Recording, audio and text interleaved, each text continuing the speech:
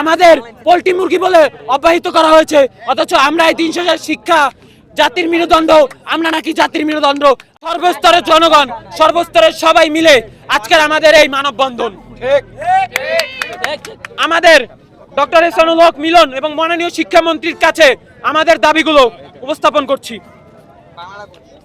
আমরা পরীক্ষা স্বাভাবিক আবহাওয়া এবং সুস্থ পরিবেশে নিতে চাই, এবং আমরা আবারও বলছি, আমরা অটোপাস চাই না, আমরা সিলেবাসও সংক্ষিপ্ত করতে চাই না, কিন্তু আমরা সঠিক অবকাঠামো চাই। প্রশ্নপত্রের অযৌক্তিক মানদণ্ড রাখা যাবে না, প্রশ্ন সঠিকভাবে করতে হবে। দীর্ঘ 8 বছর পর আমাদের এই পূর্ণ সিলেবাসে পরীক্ষা হচ্ছে, এমন সিলেবাস ধরাই দিয়েছে এইচএসসি না বিসিএস প্রশ্ন, সেইটাই আমরা বুঝি না।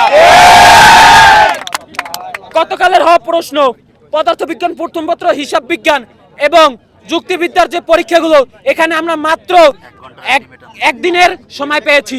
এই একদিনের সময়ের মধ্যে এই সকল বিষয়ের প্রস্তুতি নেওয়া কোনোভাবেই সম্ভব না, যা আমাদের কাছে এক ধরনের শারীরিক ও মানসিক নির্যাতন। যৌক্তিক কারণবশত এইচএসসি পরীক্ষার্থীতে অনুপস্থিত থাকা সকল শিক্ষার্থীর পরীক্ষা পূর্ণ পরীক্ষা হিসাবে নিতে হবে। আবার কোন শিক্ষার্থী ফেল করলে রেজাল্টের 2 মাসের মধ্যে আবার তাকে পূর্ণ পরীক্ষার ব্যবস্থা করতে হবে, না হয় তার খাতা আবার পূর্ণ বিবেচনা করতে হবে যদি সে সঠিক কারণ দেখাতে পারে।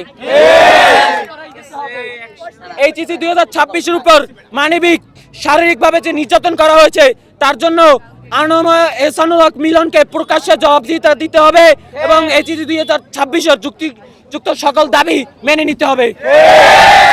গতকাল রাত্রে আমাদের পোল্ট্রি মুরগি বলে অব্যাহত করা হয়েছে, অথচ আমরা এই 300,000 শিক্ষা জাতির মেরুদণ্ড, আমরা নাকি জাতির মেরুদণ্ড।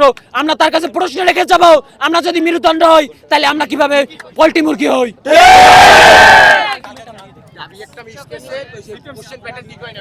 প্রশ্নপত্রের প্রত্যেকটির মান সঠিকভাবে করতে হবে এবং আমাদের উপর এই উপরোক্ত পাহাড়ের শোরুম চাপ দেওয়া যাবে না। আমরা এরূপ চাপ নিতে অপারগ মাননীয় শিক্ষামন্ত্রী।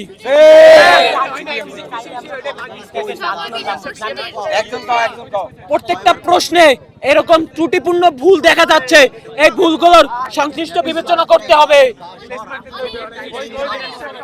এ বাদেও শিক্ষামন্ত্রী বর্তমানে সকল শিক্ষা বোর্ডের সকলকে নিয়ে আলোচনায় বসেছেন। তিনি যদি আলোচনায় এবার শিক্ষার্থী বান্ধব না হয়, আমরা আগামী 2 ঘন্টার মধ্যে শিক্ষামন্ত্রীর পদত্যাগের আলোচনা নেব।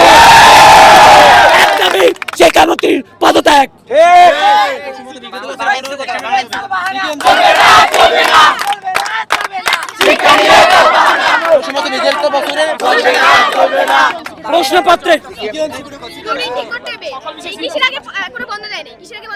প্রশ্নপত্রের যে ধরনের ভুল হয়েছে এবং সিকিউ এমসিকিউতে যে ধরনের কঠিন প্রশ্ন করা হয়েছে আমাদের জন্য, অন্য বিগত বোর্ডের চেয়ে ফিজিক্সের প্রশ্নে ভুল হয়েছে, এর জন্য জবাবদিহিতা এবং সুষ্ঠু মানদণ্ড নিশ্চিত করতে হবে। এ বাদেও আমাদের শিক্ষার্থীদের উপর এই ধরনের নির্যাতন করা হয়েছে, এ বাদেও যে শিক্ষার্থী গতকাল আত্মহত্যা করেছে, রাজশাহী সেই ঋতু, এ বাদেও যে শিক্ষার্থীরা পোল্ট্রি মুরগি বলা হয়েছে, আমাদের এর জবাবদিহিতা প্রকাশ্যে ক্ষমা চেতে হবে।